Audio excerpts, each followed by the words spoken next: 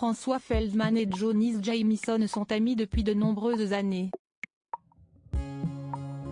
Ce mercredi 6 avril 2022, le chanteur français s'est confié sur le plateau de Télématin, sur la sortie de son nouveau single intitulé Elle chante, qu'il interprète avec l'américaine de 65 ans.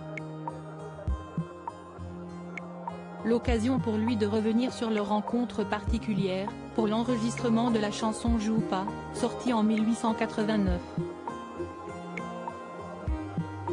À l'époque, François Feldman avait prévu d'interpréter sa chanson en duo avec une autre chanteuse américaine, avant que Jean-Jacques Goldman ne vienne contrarier ses plans. Il a expliqué: « J'avais fait le duo sur Joue pas avec Carole Fredericks, elle était venue faire la voix sur la maquette. Et puis après, elle m'a dit, bonne écoute, je vais te dire un secret, avec Jean-Jacques Goldman, on va sortir un album qui va s'appeler Fredericks Goldman Jones, en septembre. Et il ne veut pas que je fasse le duo. » L'interprète de Je te donne aurait désapprouvé ce duo et Carole Fredericks se serait retirée du projet pour cette raison. Carole Fredericks a recommandé Johnny Jamison à François Feldman. Un peu embêté de devoir lâcher son ami, Carole Fredericks aurait confié à François Feldman que Jean-Jacques Goldman trouvait sa chanson pas mal avant de lui recommander une de ses amies.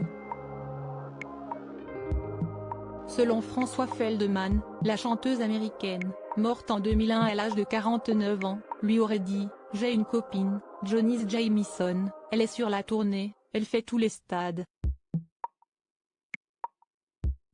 Elle arrive de Londres, donc si tu veux.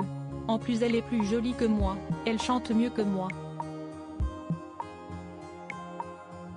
Finalement, la rencontre inattendue entre les deux artistes sera un véritable succès puisque Joue pas se classera à la seconde position du top 50 français pendant plusieurs semaines. Le trio composé de Carole Fredericks, Jean-Jacques Goldman et Michael Jones sortira son premier album peu après, en 1990. Loading Widget.